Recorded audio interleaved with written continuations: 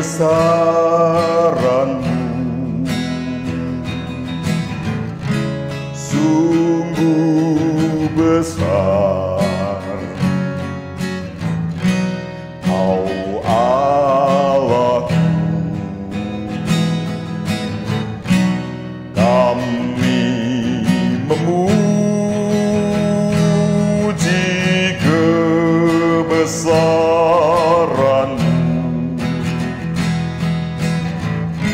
sungguh besar.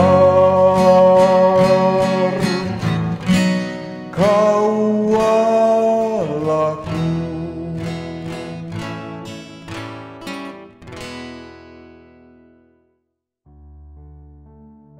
Salam sejahtera, saudara-saudara sekalian.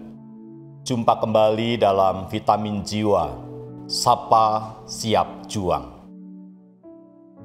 Saudara-saudara, kapankah pertama kali Anda merasa kagum? Dan kapan terakhir kali Anda merasa kagum? Apa yang membuat Anda kagum di dalam hidup ini, saudara-saudara? Saudara-saudara, hidup di dalam iman itu membutuhkan keterampilan merawat rasa kagum. Sebab rasa kagum akan membuat kita terhubung dengan kebesaran kasih dan kuasa Allah pada hidup kita. Apa itu rasa kagum? Desser Keltner dan Jonathan Haidt, dua orang psikolog, mengatakan, rasa kagum adalah cara memaknai pengalaman hidup. Sementara Immanuel Kant, seorang filsuf, mengatakan rasa kagum itu adalah respon nalar kita ketika manusia berjumpa dengan kekuatan-kekuatan yang mempesona. Dan saudara, jika kita membuka mata, maka terlalu banyak hal untuk kita kagumi di dalam hidup ini, bahkan dalam hidup sehari-hari kita. Ambil contoh. Saat Anda melihat bunga rumput mekar menghadap ke atas, seolah-olah bunga rumput itu mau mengatakan sebuah pesan. Ia tahu kepada siapa pertama kali kemekarannya dipersembahkan, menghadap ke atas. Sungguh mengagumkan. Itu caranya menyapa Tuhan. Juga kalau Anda mau memperhatikan degup jantung Anda setiap hari, jantung manusia itu sungguh mengagumkan. Besarnya barangkali cuma sebesar kepalan tangan, namun dayanya sangat dahsyat. Sebuah artikel mencatat, jantung manusia itu berdetak kira-kira 100.000 kali setiap hari dan mengirimkan sekitar 7.570 liter darah melalui seluruh tubuh kita. Dahsyat bukan? Mengagumkan. Meski besarnya cuma sekepalan tangan, tapi jantung dapat membuat darah itu mengalir jauh melalui 60.000 mil pembuluh darah dalam tubuh kita. Bayangkan, pembuluh darah kita itu dilalui 60.000 mil. Dahsyat. Dan bahkan setiap hari jantung kita menghasilkan energi yang cukup untuk menggerakkan truk sejauh 32 kilometer jauhnya. Dan kalau dihitung-hitung, kalau sehari 32 kilometer, sepanjang hidup manusia, kalau manusia berumur 80-90 tahun, maka itu sama artinya dengan mengemudi ke bulan dan kembali lagi ke bumi. Sebuah jarak yang luar biasa. Dan saudara, bahkan hal-hal kecil juga mengagumkan. Pernah suatu kali saya ditanya, mengapa Tuhan menciptakan nyamuk? Apa gunanya nyamuk? Susah juga menjawabnya. Apa gunanya nyamuk, saudara? Oh, dia, saudara, dapat membuat kita sakit. Dan itu mengingatkan kita, betapapun kecilnya manusia itu bukan apa-apa. Nyamuk membawa sebuah pesan mengagumkan tentang keringkihan manusia. Apalagi di tengah pandemi seperti ini, virus yang tidak kelihatan cukup menghancurkan kehidupan. Apa pesan yang mau dibawa? Sebuah pesan yang mengagumkan. Sehebat-hebatnya manusia, ia ringkih, ia rentan. Sehebat-hebatnya pengetahuan manusia, bahkan banyak profesor yang tumbang karena benda yang tidak kelihatan itu. Pesannya selalu mengagumkan. Jangan gegabah. Ojo dumeh, itu kata orang Jawa. Manusia itu rentan, ringkih. Saudara, keterampilan mengasah rasa kagum akan menolong kita berjumpa dengan kedahsyatan Tuhan.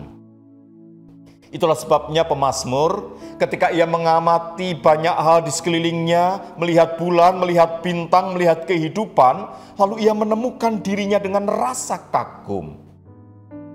Mazmur 8 ayat 4 hingga 5. Pemazmur mengatakan demikian. Jika aku melihat langitmu, buatan jarimu, bulan dan bintang-bintang yang kau tempatkan, apakah manusia sehingga engkau mengingatnya? Apakah anak manusia sehingga engkau mengindahkannya? Saudara lihat, melalui mazmur ini, pemazmur mengungkapkan rasa kagumnya. Rasa kagum itu menghasilkan sebuah syukur. Apakah aku ini? Apakah manusia sehingga engkau mengingatnya Tuhan?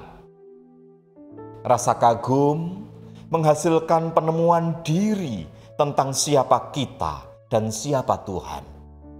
Siapa saya dan untuk apa saya ada di sini? Rasa kagum menolong kita menemukan konsep identitas dan sekaligus tujuan hidup, visi di dalam kehidupan ini. Siapakah anak manusia sehingga engkau mengingatnya? Siapakah manusia sehingga engkau mengindahkannya, engkau memahkotainya? Selain penemuan diri, ada syukur yang membuat manusia begitu berharga. Saudara, rasa kagum dan syukur bahkan membuat kehidupan kita ini sehat. Sebab apa?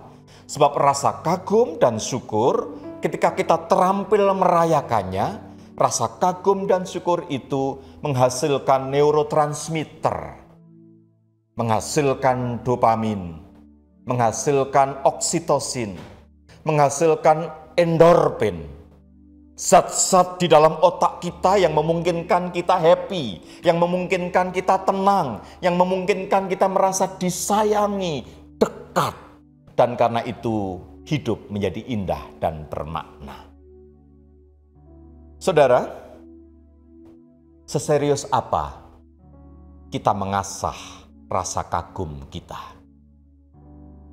Mazmur 8 mengajarkan kita, mari kita asah terus rasa kagum kita.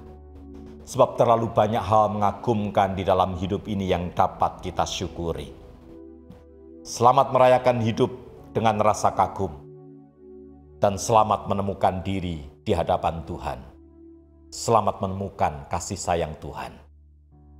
Tuhan memberkati kita. Dan mari kita katakan dalam hati kita setiap kali kita kagum. Haleluya. Terpujilah Tuhan, aku mau bersyukur karena cintanya dengan tulus hati, dengan segenap jiwa. Haleluya. Tuhan memberkati saudara sekalian. Amin.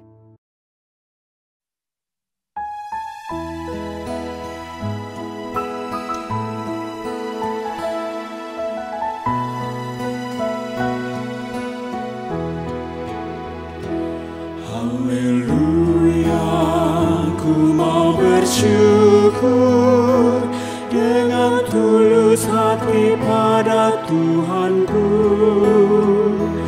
dalam lingkungan